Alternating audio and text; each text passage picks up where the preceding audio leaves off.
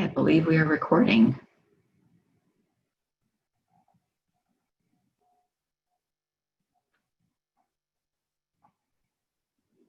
So just give it a couple minutes.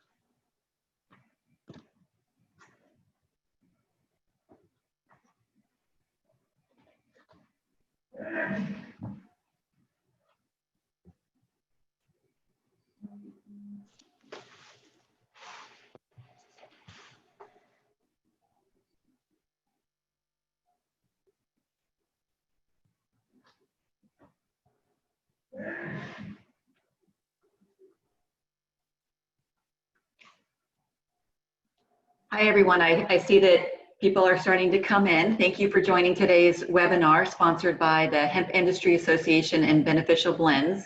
I'm going to give it a couple minutes and then we'll go ahead and get started.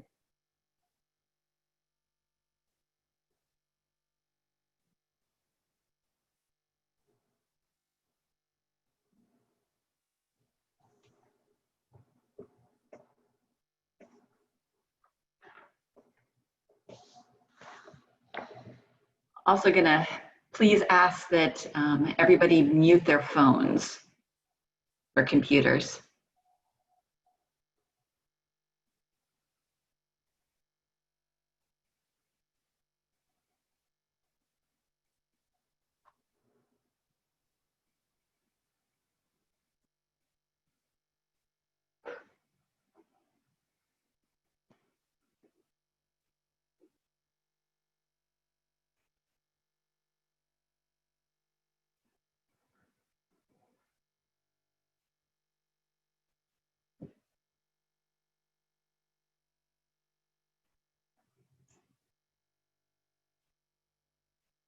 Okay, I think we're ready. We're going to go ahead and get started. Hi, everyone. Welcome to today's webinar. I'm Lexi Plummer, Marketing Director for Beneficial Blends, and today, along with my colleagues, we'll be talking to you about what makes a good CBD white label partner and all the things that you need to consider, such as determining your customer brand and needs, sourcing and manufacturing, research and development, and being legally compliant. But before we dive into what makes a good CBD white label partner, I want to share a little bit of background about Beneficial Blends. Beneficial Blends has been around since 2009 and was founded by Aaron Meager, our CEO. Beneficial Blends is a premier manufacturer for private brand, organic, natural, and conventional food and CBD products. I also want to introduce you to the rest of the team you'll be hearing from today.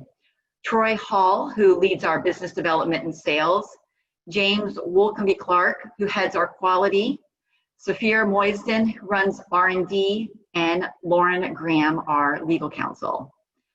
Since 2009, Beneficial Blends has been formulating and manufacturing beneficial for you products to nourish the mind and body. We started with coconut oil due to the properties it has on the heart, brain, and metabolic health, and have naturally evolved into also offering CBD. We specialize in customizing products to suit your needs.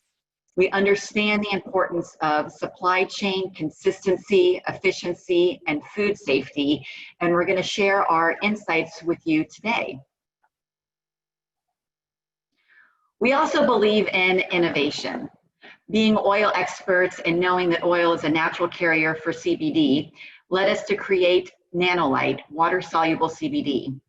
It's the first ever clear, certified water-soluble CBD with non-detectable THC, making it the most effective and easily added ingredient for any beverage, food, dietary supplement, or cosmetic product.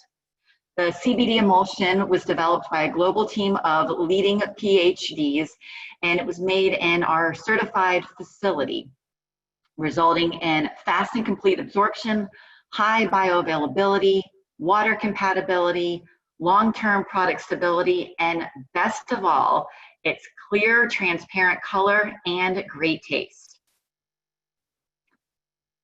Being oil experts since 2009 and being great partners, we try to lead by two rules of thumb: communication and competency. Over communicate. Communicate with your suppliers, communicate with your partners, communicate with your team. And then also do what you say what you do. Do what you say you're going to do. Follow through.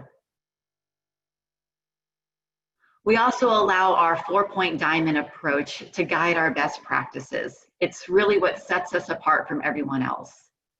It starts with beneficial for you blends of oils and fats, including CBD, providing quality products with beneficial impact. The second point is quality. Our facilities are safe quality food level 3, kosher, and organic certified. We are FDA and GMP compliant and source the finest ingredients around the globe to make high quality food, CBD, dietary supplements, and cosmetic products. The third point is transparency. That also goes along with our communication. Today, people want to know where their food and CBD is sourced. Our vigorous approved supplier program means that nothing enters or leaves our facility without proper vetting. And our fourth point is social impact. We are a fair trade certified company. We believe that a major part of providing great products is ensuring the fair trade of farmers who cultivate them, as well as dedicating time to charitable and community outreach programs. So now that you know a little bit about us, I'm going to turn it over to Troy Hall, who's going to talk to you a little bit more about determining your customer and brand needs as it pertains to becoming a white label. So Troy?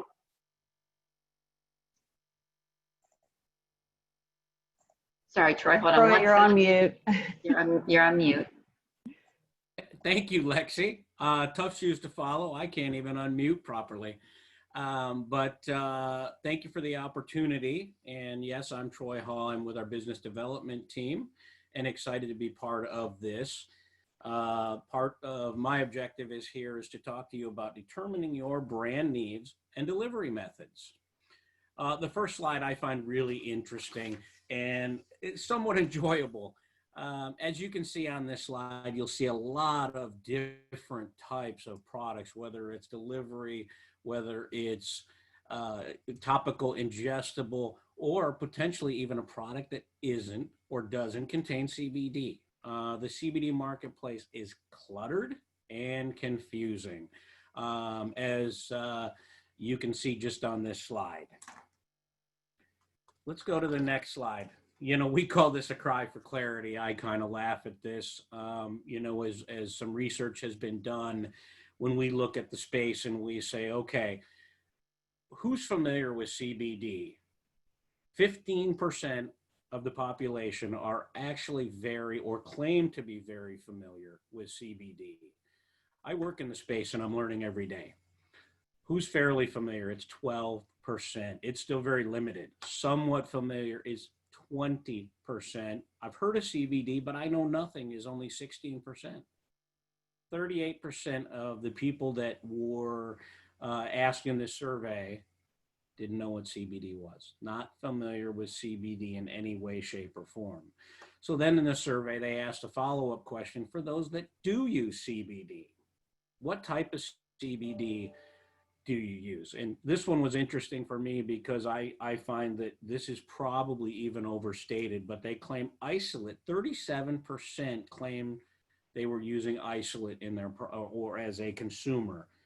34% were using a full spectrum hemp extract, and 29% were unsure. What gets me on those things is many people don't even label what's in the product. So I think even that's probably skewed, but good learning opportunity. Next slide, please. And then in this same survey, there were some things done about purchasing behavior, purchasing habits. I find this slide to be, again, interesting.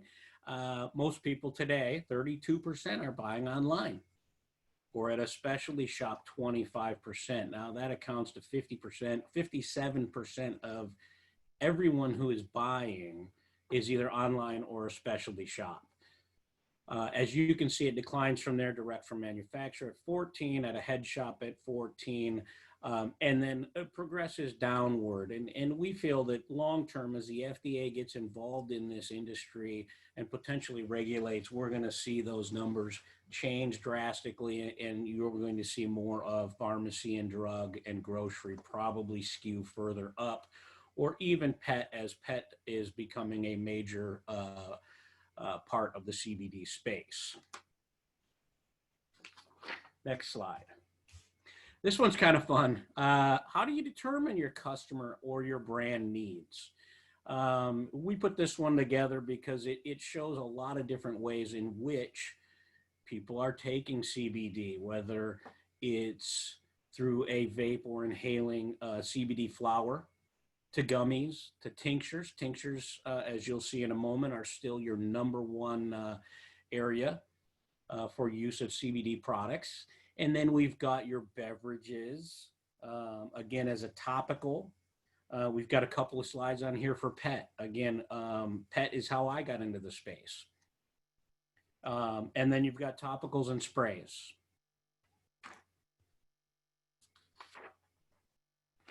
Next slide. So after seeing all those ways of how people are taking it, we wanted to understand, okay, what are the percentages of these usages, and who's taking it and in what way? So this study here really gives you the current method of CBD use as it is today. Today, the number one use is still the tincture in an oil-based, although I think we're seeing more and more water-soluble, as you saw Lexi bring up our nanolite technology, which is one of our favorite ways for our use of CBD. Number two is in edibles, gummies, and other items that are food-related, still a very small percentage overall. Gel caps, vape, topical, beverages are another basically 25 to 30%. Again, this is today. I think things will change over time, but these are all questions you have to ask as you're making a determination as to what direction you want to go with your product moving forward. Next slide, please. Now where it starts to get fun for me, because as a contract manufacturer, you know, there's so many questions. You know, how do I do this? What do I need? What products do I need? How do I even develop these products? And this is the beginning of where we all start in our business anyways, and that is, what type of CBD do we use? Are we using a crude? Do we want to use a full spectrum, which contains a very small portion of less than 0.3% of THC? In my opinion, probably the most preferred, other than the fact that there is the fear with the THC. And then, or do I go broad spectrum? Do I look at CBD isolate, full plant? There's a lot of different options out there, and these are all things that we can help you through as you're trying to define where it is you want to go and what it is you want to do. Next slide, please. Now that we've gotten through that, we stay equally as complicated. And we've decided what we want to do for our CBD. Now we have to decide, do we want to be conventional? Do we want to be organic? Beneficial Blends is a certified organic company, and we can help you through that process, which you'll get to learn as we go through this thing from some of the other speakers as to how we do that and what we can do and help you get through that. Do you want it to be oil-based or water-soluble? What type of carrier oil would you like to use? There are a multitude of different carrier oils: MCT oil, coconut oil, grapeseed oil, olive oil, hemp seed oil. I can go on, and all of them have benefits or features that people want in their product. And these are all part of the decisions that you're going to want to make as you're going through this process. What is the strength of the product we want to do, whether it's topical or it's a tincture or it's a vape? Dosage. What is the dosage? These are all great questions, and they're all things that you're going to have to ask. Beneficial Blends can help you through these things. And again, the speakers behind me will be able to help you through those things as well, and they're going to give you more detail. I also wanted to share some of the services we provide because I think it's important. We're not your typical contract manufacturer. We go above and beyond, and we provide services that I believe are much greater in our commitment to partnership. We offer project management. So we don't just contract manufacture and have you send it in. We can do everything from a tolling project to a full turnkey project for you and anything in between that fits your wants and needs. Sourcing and supply chain. Again, we can manage your supply chain. We can do all the sourcing for you if that's what you choose us to do. Quality and regulatory. You're going to hear from our quality and regulatory teams today, and I think you're going to be impressed with what they have to say and the things that we provide. Product development. You'll also hear from our product development people, and you'll see some of the tools that we offer and the things that we can provide, and it's very exciting for someone in my role to have some people like this that are that qualified to help through these things. Certification. It gets back to your CBD brand, conventional, organic. Do you want to be kosher? What other things would you like within that? And we can provide those things and help guide you through those things and make sure you're using the right thing, that your labeling is being done correctly. These are all tools we bring to the table that we find to be very helpful and our customers find to be helpful as well. And last but not least is we have full-time legal counsel on our staff that can help you through all of the legal processes, as the CBD space can be complicated and there are some regulations and guidelines that we must follow. With that said, I get the privilege of turning this over to our Director of Quality and Regulatory, James Wolcombe Clark. Thank you. Hey everyone, I'm James Wolcombe Clark, and as Troy said, I'm the Director of Quality and Regulatory for Beneficial Blends, and I'm going to give you a quick overview. I say quick because I have a tendency to continue talking probably more than I should because I have a lot to say on these topics, so I will try to keep it as streamlined as possible for everybody. We're going to talk about sourcing and manufacturing. So when we talk about sourcing, I'll give you an example here. I love this visual. Because when people are in the sourcing game, we're always using this word quality. And the reality is, what on earth does quality even mean? And Troy kind of touched on that in his portion. And basically, for us, quality really starts at defining what it is you want in a product.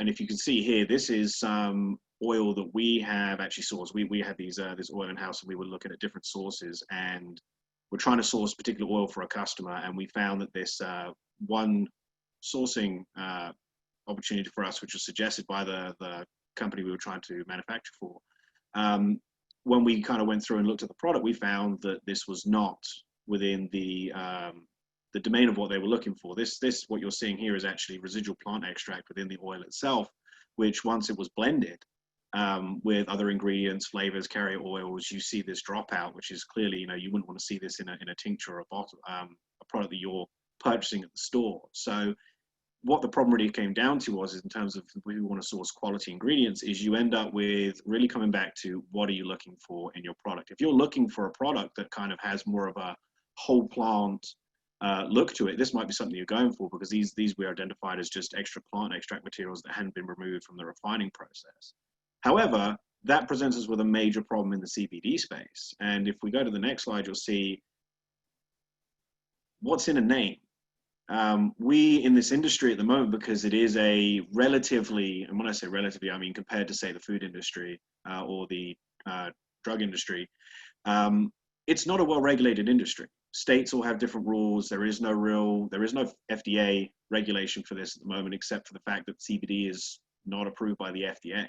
So we don't have any standards of identity, where there is not a lot of definition out there that is accepted across the board. So when we're going through the sourcing process and trying to source from different farms or from different extractors, we have to be very specific about what we're asking for. Because if you aren't clearly defining the thing you want to put in your product, you're not going to get the quality product. Because if you're expecting to get, and I'll give you some examples, full spectrum CBD, we've seen companies use full spectrum CBD, industrial hemp distillate, full spectrum CO2 extract, and then CBD oil, and they were all talking about exactly the same thing. Everybody was talking about a full spectrum hemp extract product with varying levels of CBD in there. But at the end of the day, the industry is so unregulated, there's so little standards of identity, you end up dealing with a situation where just asking the question, what do I want to put in my product, becomes a major issue. And therefore, you have no real guidance on where you want your quality efforts to really be directed when it comes to picking a product. So we kind of set our own guidelines internally, and we pull from a number of different sources. So as you see, you'll see a repeat of this infographic from earlier. So we go to the next slide. This we borrowed from NSF. And for those who are aware or in the dietary supplement space, NSF is a well-respected name when it comes to dietary supplements and dietary supplement approval and certification. And we like to use this infographic as kind of a baseline to get everyone on the same page. And we actually use this with the people we're sourcing from and with our customers and some kind of internally generated documents in order for us to all get on the same page in exactly what we want and exactly the qualities of the product we're looking for. So then if we're doing development for a new item, or if we're simply sourcing for someone, or if we're actually just vetting a source that someone's already identified, we have a much better baseline to ask the right questions in order to ensure that we are getting the quality product we are looking for. Because there is a big difference between the products people provide, even within these definitions. So when we're looking from if you're comparing a crude extract to, a CBD isolate, when people aren't using standardized names and standardized terms, we end up getting with a lot of confusion, and then you end up with, at the end of the day, dissatisfied customers. So for us, and a big part of my role with Beneficial Blends is really answering these questions or getting the answer to these questions and making sure that everyone from the supplier to the end user is on the same page about what they're looking for, and it's clearly communicated throughout our entire sourcing and development process that we are sourcing the ingredients that people want. And this doesn't just relate to the CBD extract itself. This also relates to the type of carrier oil. This relates to the other ingredients, whether you're putting flavor compounds in or you're adding in potentially supplemental additions, say like a vitamin pack or something like that you want to add into a product. We make great efforts to be very clear with everybody from front to back end exactly what we want out of a product. So we move on to the next slide. We'll kind of talk about some of the things how we approach our sourcing. So the way we kind of ensure that we are getting exactly what we're asking for and everyone is on the same page is we believe in having a diverse supply chain, because the reality is it's not every extractor or every farm or every supplier can provide you exactly what you're looking for. So we believe in having a multiple avenues in order to source the correct items, because we may have great partnerships with a number of different extractors, and some may say this is what we specialize in and we produce really, really great CBD isolate, and that's our go-to person if we're sourcing CBD isolate for someone. Or they may turn around and say, well, we don't really do oil-based distillates, and then we go and source from someone else. So we build this great supply chain. We do this with our food grade oil suppliers, so whether we're sourcing coconut oil, MCT, hemp seed, sunflower, safflower. We have a very broad selection of oil suppliers that go through a very intense vetting process, because as we've been an oil supplier since 2009, we have taken all of the approaches that you would to vetting any kind of food ingredient supplier and applied that to the CBD space. Because the reality is, except from a cosmetic standpoint, most people who are using CBD outside of cosmetics is going through a food or an equivalent to food route, whether this would be regulated as a dietary supplement by the FDA or as a food. So, for example, in Florida, our state hemp program has CBD being regulated as a food. So we take the approach of, if we want to be ahead of the game and be ready for whatever regulations come into place from the FDA in the next year or so, we're modeling it off the strictest regulations we can go by, which is going to be, in this case, for food. So when we're looking at our supply chain, when we're doing our vetting of our suppliers, we take them through the exact same process we would for a food supplier. And that requires holding them to a standard outlined not only just with FDA requirements, but also to how our third-party certificates and auditors would expect us to hold suppliers to in our supplier approval program. And we'll talk about that a little further into the presentation. I just want to touch on the other two kind of key points for when we're really approaching a sourcing or supply chain opportunity. We're very big into building trusted relationships. And that's actually part of our fair trade certification. That is a key portion of building long-term partnerships with suppliers, that we can then have this open dialogue, that the more you work with different suppliers or different companies, you naturally end up being able to talk more. You're more willing to share information over time.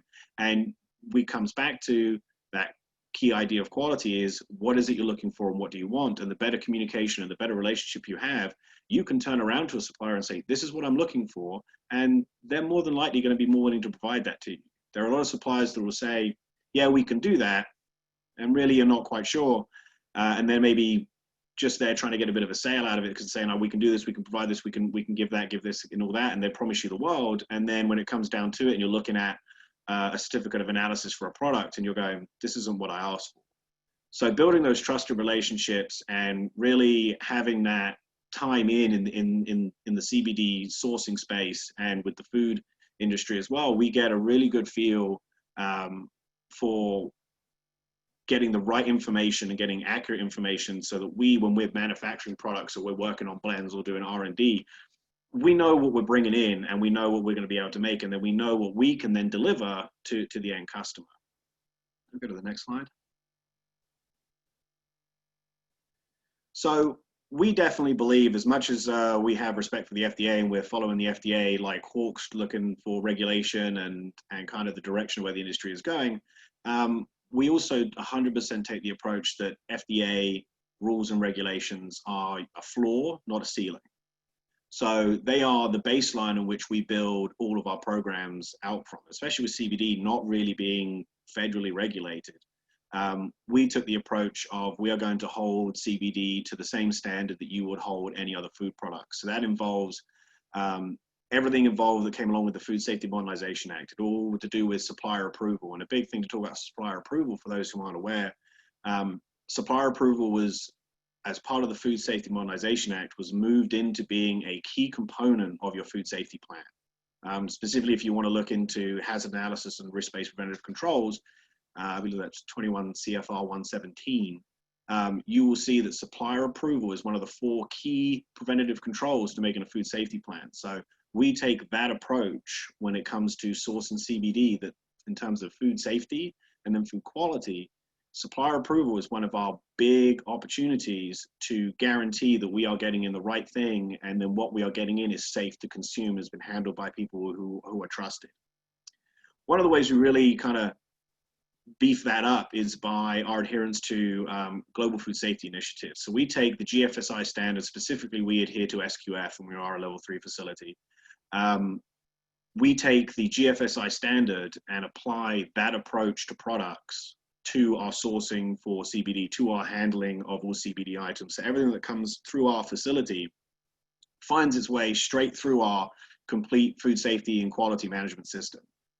There is no difference in terms of how we treat things from a food safety or food quality standpoint. I mean, I would argue that we actually treat CBD with a bit more care and eyes on the prize, as it were, because it is such a high value raw material coming through. So we have even higher controls around the management of that product. So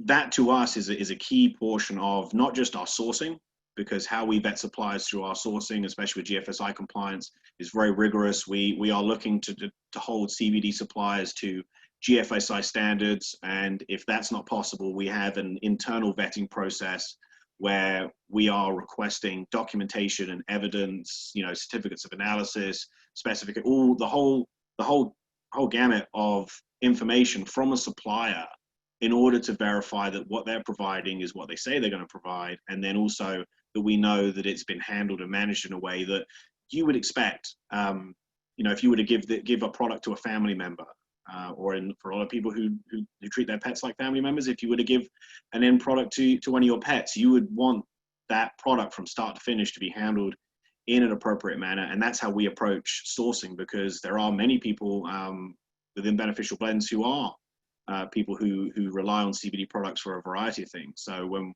we are looking at that, we are looking at the question is really asked, would I give this to my own mother? That's a question I always ask when it comes to sourcing and materials. And I think that's kind of the approach we take. And when you look at our certifications and how vigorous we are in following up on our SQF, with our organic certification, with kosher, with NSF dietary supplement certification, with being fair trade approved, with our Vegetarian Society approval, there's a lot of work that goes into ensuring that we are meeting all the requirements we've set for ourselves, that we can then turn around to a customer and say, we are going to provide you with the best product, and here's why. You know, like Lexi said at the beginning, there's do what you say and say what you do. Well, we're saying what we do, and then we're proving it through not only quality product, but with all the information and documentation we can show on how we manage our process in order to provide that. And that then kind of leads us through onto the validation of what you're doing is really third-party lab testing. As much as anyone wants to say, I can provide you this COA, I can provide you this, at the end of the day, if you provide a COA from a third-party lab that says this product is good, you know, when we talk about testing, we can move on to look at the testing portion if you'd like. This is just a nice example of kind of one of our flow diagrams for a portion of our operation, and you can see it's very involved. There's a lot of steps, there's a lot of things that go into it, and we take this approach to everything that we handle. It is, the steps are detailed, they're documented, and they're managed in the same way that you would any kind of food. So those who are familiar with HACCP plans, or like I said, HARP-C, you'll see that this is kind of just this is the start of the process flow diagram, which would obviously lead into your hazard analysis and all your other food safety controls. But I do want to talk about that, continue talking about third-party COAs for a minute. Third-party testing is, especially in the CBD space, is absolutely key.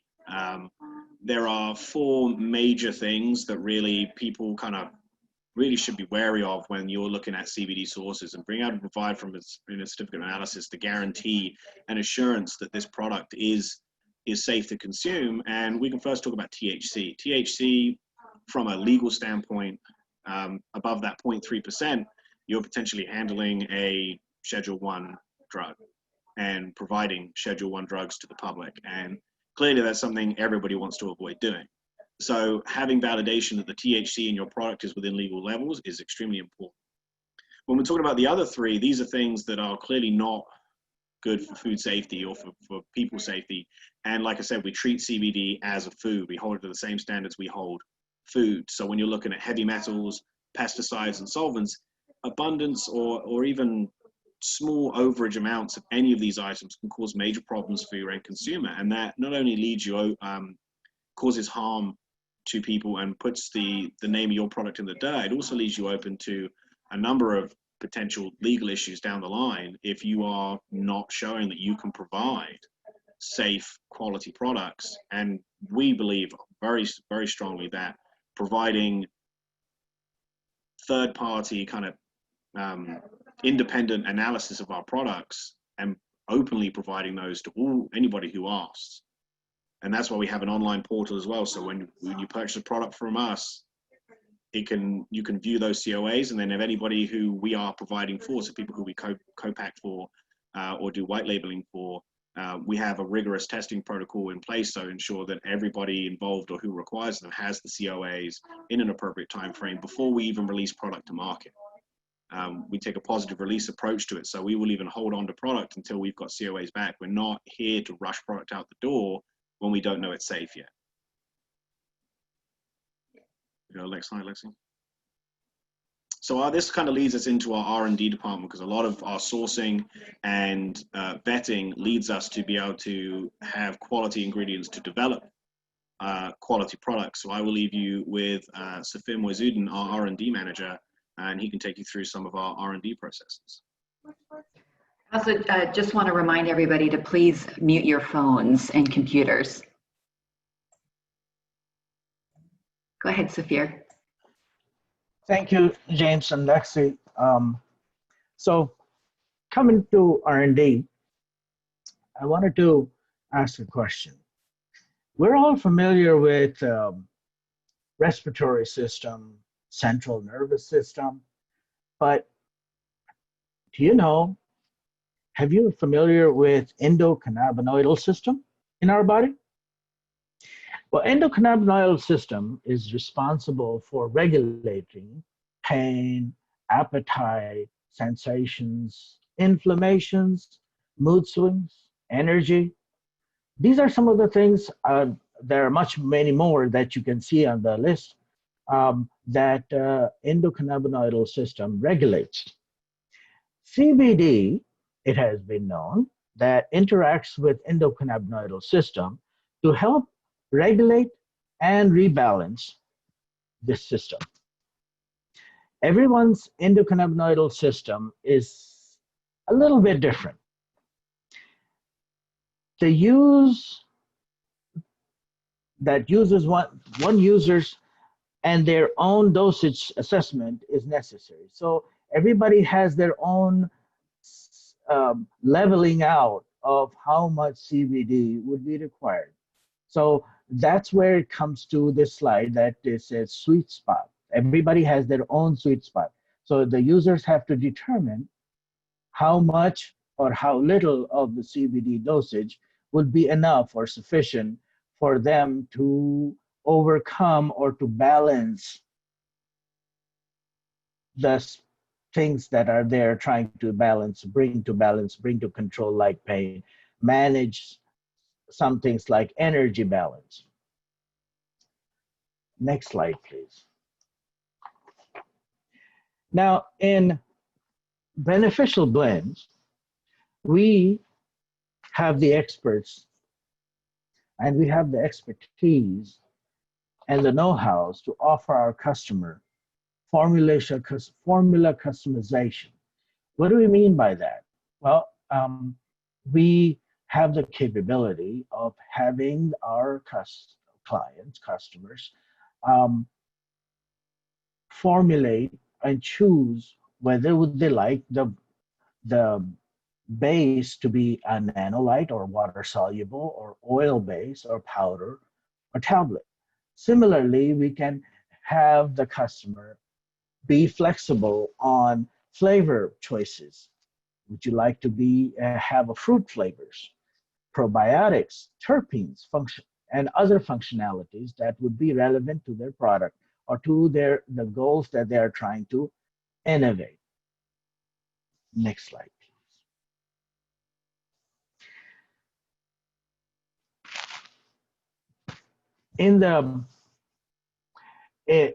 Continuing on with our flexibility,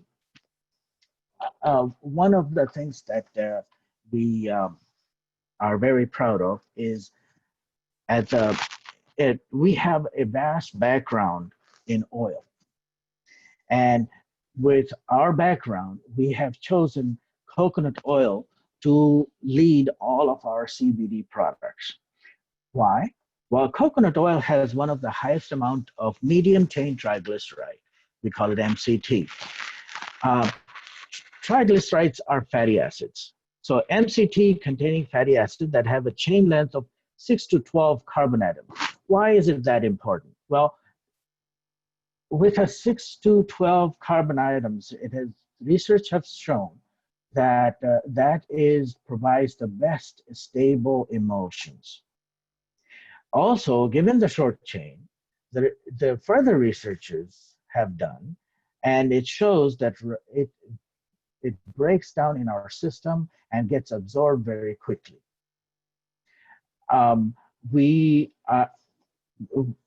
For other purposes, for instance, on a topical, it will be just as good to go to other sunflowers, grapeseed oil, rice bran oil. There are many other available. It all depends on customization. It all depends on what you are trying to achieve.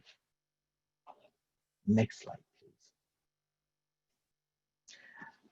Furthermore, in our customization, we have the capabilities to provide our customer with delivery methods such as tinctures, shots, packets of sprays, in topical form or edibles. In the packaging, we can go to retail packages. We have the capability of bulk packing, totes, or bag-in-a-box. Next slide, please. So in a nutshell, we have the experience. At the Beneficial Blend, we are second to none. In the technology, we utilize the state-of-the-art technology to deliver the highest quality product to our customer, such as the nanolights that we have expertise in. We have the capability of doing organic or conventional, and we can do the regulatory with koshers, hemp authorities, as well as non-GMO and various other regulatory bodies. It all depends on your choices. I don't want to get into how the nanolights are achieved. It is a proprietary method, but the result is customer satisfaction, as always. And now let me introduce you to our resident legal counsel, Lauren Graham. All right. Thank you, Saphir. This is Lauren Graham. I am in-house counsel for Beneficial Blends. I have to tell you that listening to this does not make you a client, and if you're looking for legal advice, that you should consult your own attorney. Today, I am going to talk to you about federal versus state compliance, labeling, marketing, and partnership. And then at the end, you will see how various laws and regulations affect the business aspects of any white label partner that you might choose. Okay, so federal versus state compliance. Everybody by now knows that the FDA is dragging their feet on establishing guidelines around CBD, but as James mentioned, smart companies are recognizing that there are regulations that should be followed. Of course, there's some people that aren't, but we would not recommend that. So really the best thing to do is whatever type of product you want to bring to market, you should follow the rules that are already established for that. So if you want to have a dietary supplement, then there are federal regulations in the Food, Drug, and Cosmetic Act and the DOSAGE regulations surrounding that. Foods, for example, should be labeled according to the CFR. And then as you can see, there's also state regulations. If you look at the slide, the state regulations are varied. Some of them are more specific and some of them are non-existent. So California, for example, they have a very specific regulation against CBD in food, beverages, and dietary supplements, which is surprising to some people because when you think California, you think Californication, you think CBD, you think weed, and they have specific regulations against. Mississippi, for example, my home state, they don't have any regulations, so it can be confusing for customers to figure out how we're going to enter this market and how do you be compliant in a regulation sort of sense. So these are all good things to keep in mind because all of these regulations can and do change regularly. This is why we recommend working with a company that has the capabilities to keep up with all of the different changing regulations. So next slide, please, Lexi. All right, label compliance. This is somewhere that James and I overlap. This is we call this the regulatory department. We have our legal, quality, and regulatory is something that James and I work together on. We leverage his expertise in the food industry and my experience of digging through the CFR. So anyway, so label compliance is important because it is how you get a successful, part of how you get a successful product to market. So having a good compliant label, it builds customer confidence. It helps keep you off the FDA's radar, and it gets your product onto shelves. So if you look at the side, this is what we're calling a bad label. This is something that I just did a quick Google search and found this product. And the notes that I have here are just like a quick run against the CFR and things that should be changed before this product goes to market. So first would be that the nutrition or supplement facts go on the right side of the principal display panel, which is fancy legal talk for the front of your package. So that always belongs on the right. You should also have, it seems like they're trying to sell this product as a dietary supplement. If so, then they should have the word supplement on the front, which they're missing. The measurements for the product should be in metric and US customary. And it's really depending on what type of product this is. They might actually be legally required to have a shrink band, but again, it's almost hard to tell, you know, what they're selling here. So these are just the CFR regulations. There's also state regulations that need to be considered. So wherever you want to sell your product, you need to think about those states' regulations. Like Florida, for example, they require a QR code to go on the bottle that links to your COA. Vermont, for example, they have a required guaranteed amount of cannabinoids statement. And these are things that local agencies will go around and pull products off of shelves and check for. And if you don't have these things, you'll have to do a recall. And that's not what anybody is looking to do in this industry. So also to consider is that cosmetics have their own rules. Cosmetics, funnily enough, can easily be classified as a drug. There's also it all has to do with how you label and how you market. There's also a funny in between called a cosmeceutical. And of course, all of these different classifications have their own rules and regulations that apply to them. So, and even specifically how they're labeled for each type of product. So it's important to remember that your labeling partner can give you guidance, but in the end, what you send to market is your responsibility. So that's why it's best to work with people that have experience in this industry, and just can be another layer of filtering for you. All right, next slide, please, Lexi. All right, so I've talked about marketing some. I'll give you a little more. Marketing is important because, of course, you don't want to say something that gets your product considered to be a drug. You don't want to make drug claims. Other things to think about are checking the terms and conditions of the websites and magazines, maybe where you want to advertise your product. So some places won't let you use the word CBD, like Amazon, for example. Of course, everybody wants to sell on Amazon. They won't let you say CBD. So this is why a lot of companies are saying hemp extract on their product. So we can help guide you through those things and say, like, I know you want to say CBD, but maybe in our experience, maybe not saying that is a good way to go as well. Other ways that this can come up is synthetic CBD, smokable CBD, putting different things to market that are allowed more or allowed less. It depends on you know, which avenue you're looking for. Also to keep in mind is that once you start marketing, you have to deal with more than the FDA. There's the FTC, which is the Federal Trade Commission. They require truth in advertising, and this applies not just to print, but radio ads, celebrity endorsements, and consumer reviews.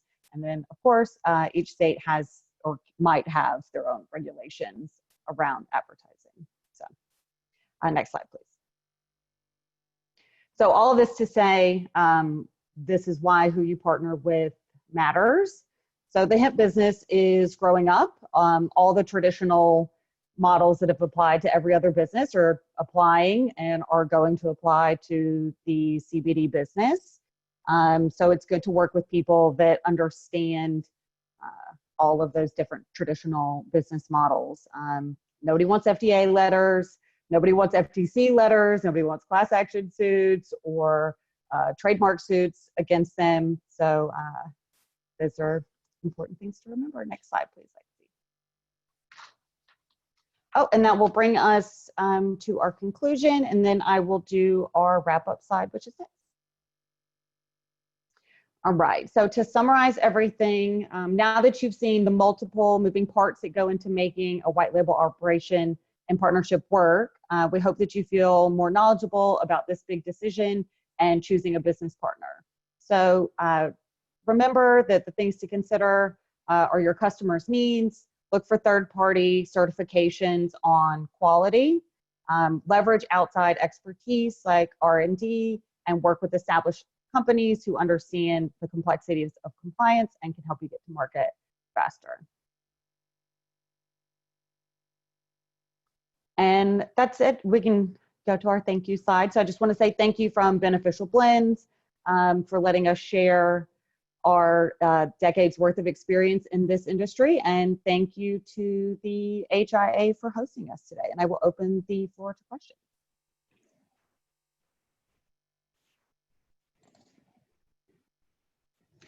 If anyone has any questions, you can go ahead and put them in the Q&A chat box.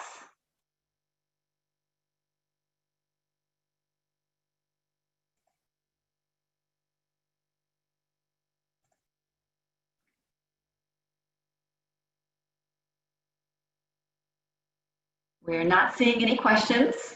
Give it another minute in case people are still typing.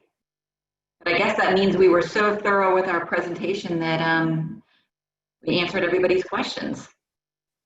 And please feel free to reach out to us at any time. We're available 24/7. You can call us, email us.